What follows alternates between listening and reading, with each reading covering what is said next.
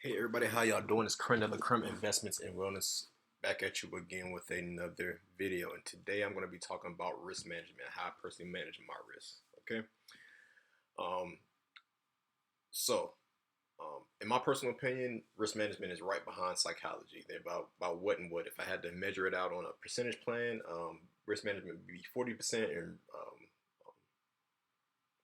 psychology would be 45%. So about some over 80% of your overall um, um, concentration towards your overall risk management plan, and the rest would be fundamentals, and the other percent would be technical analysis. I go more in depth in this on my ebook, but essentially, I'm just going to be showing you how I personally manage my risk. Okay, so I'm going to start with this is all hindsight. I took this trade last Thursday, around 9:40 ish, uh, right at the New York Open.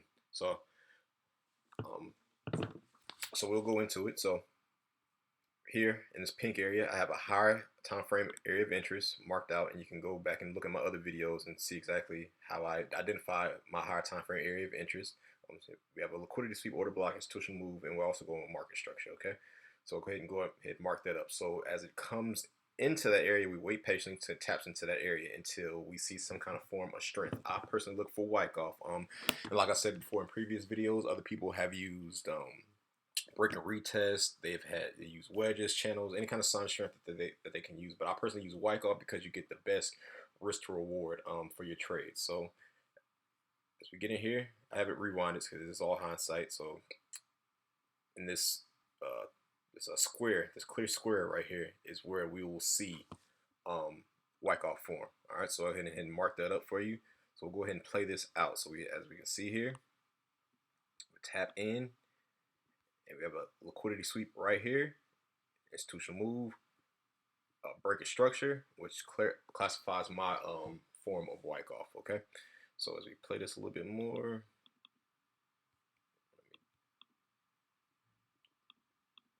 okay, so let's rewind it because I want to play this out with y'all.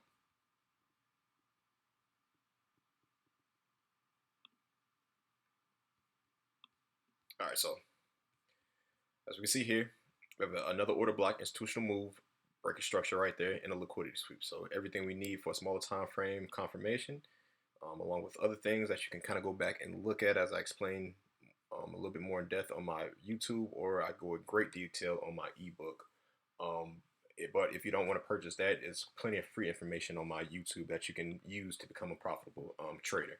Um, so we have a tap in right here. Okay, so now we're into the trade. So I personally use twin trades when I trade any kind of pair or any kind of market. So let's say, for instance, I risked I risked 0.5, just 0.5%, but I broke my trade down into 0.25s here from when I actually took this trade. But however, for this, I'm gonna make it a little bit easier. So let's just say I risked 1% here. All right, so I have two trades in.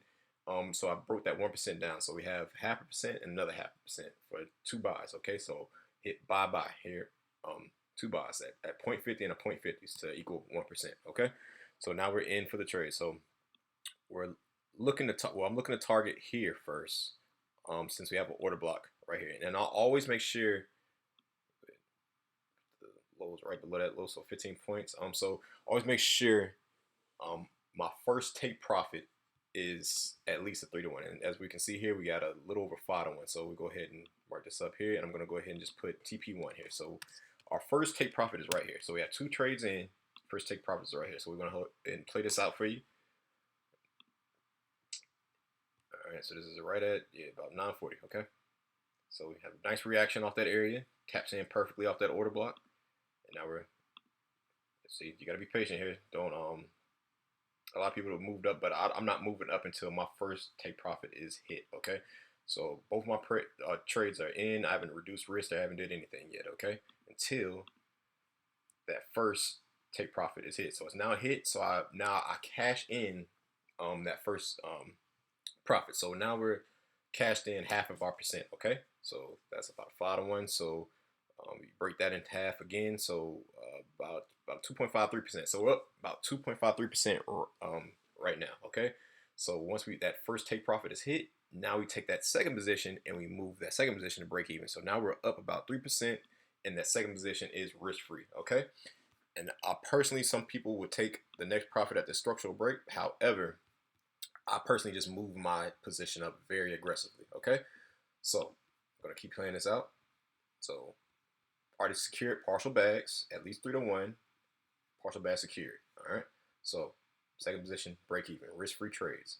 Partial bag secured and risk free trade at this point. So our emotions are out of it at this point. That's another point of why I go ahead and take partial profits and twin trade, because once you take some of your profit off the table, that it's a lot easier on your mind and on your psychology to keep letting your profits run on the next position. So already partial secured. So go ahead and play this out. As you can see, we have a reaction down here, but you're not caring about this reaction in real time because you've already secured partial to the bag, and now you're at risk free. So let that play out. Let that play out. All right. And as soon as we get a break of this structure, now I take that second position stop loss and I move it up right below that low.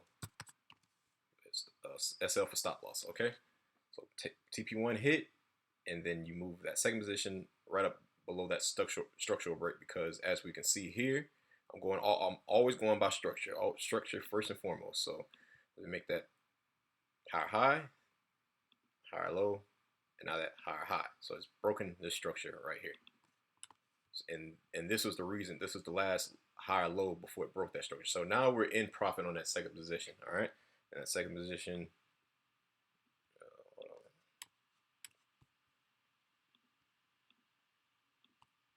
Ahead and do this again so you can really see the R and R here. Second position is now up a 3-1 on that second position. Okay, so about 1% in. So now we've already secured about 4% right here. All right, so we've already secured about 4% on this trade. All right, so market structure, and now we're just gonna keep watching market structure as it forms. All right, so play this out, play this out, play this out. All right, so we have another structural break here. This low right here was the cause of this structural break. So now we move this stop loss right here. Okay. Alrighty. Ward out. Just kind of see what's going on here. All right. So that second position, now we're up about an 8-1. So that's about 4%. So now overall we're up about a 7% on this trade overall. So that first position was taken about a little less than 3%, and this position is running at about 4%. All right, so looking at about 7%, give or take. Okay, so and as we keep watching structure, we're just gonna keep letting it run as it keeps making higher highs and higher lows. It's just gonna keep moving that stop loss right above or below that low. All right, all right, all right. So next structural break I see right here. So we go ahead and move that stop loss up right here. All right. And keep watching it, keep watching it, keep watching it. Almost takes us out there right there. But now, as we can see, we're starting to make equal lows down here. So now we're starting to consolidate. So at this point, you could probably, I personally didn't take my problem. I'm going to let the market take me out. But you have a good chance that this market's going to come back down because it's creating a lot of liquidity down here. However, we stick to our rules and we just let the market ride. All right. All right. So we have a next structural break right here. However, this was the low that was already created before that high. So we leave the stop loss right there. Let it play out, let it play out, let it play out. I think it may take me out soon. Does it? It doesn't. Okay, so now we've moved that stop loss up right there. All right, so get our risk to reward out again just to see where we're at on this second position. So right here. So 5-1. So now we're up about a 9% on this trade. Okay, about 9% on this overall trade. All right. So we have a stop loss up right here because of this structural break right here. Okay, so now we just let it ride, let it ride. I think it takes me up. All right, so it takes me out right here. Okay, and I'm perfectly fine with that. Okay, so and I think overall it kept going. Yeah, it definitely kept going up. Because on a bigger time frame, it made that bigger time frame lower low before it made that higher time frame. Yeah, higher. Let me go higher. Yep, higher high. Okay, low before I make that higher high. However, I don't personally, and I could have got a better R&R if I was a little bit more patient and was looking at the higher time frames. However, I personally don't have balls of steel like that. If we played this out in live, hold on. right there. So say for instance you're in this trade, or say for instance your stop loss is still here. Okay, stop loss is still at break even. Imagine playing this out live. See, like I said, we put a lot of liquidity down there, but there's no guarantee that the market is going to come back up. The market could definitely come back into this bigger time frame area and just create another wipe off and go keep going bulls or keep going bearish. You never know. So I personally don't have the balls of steel to watch this trickle all the way back down there, knowing my stop loss is right here, knowing I was up that much in profit up here. All right, so but however, if you wanted to, you could have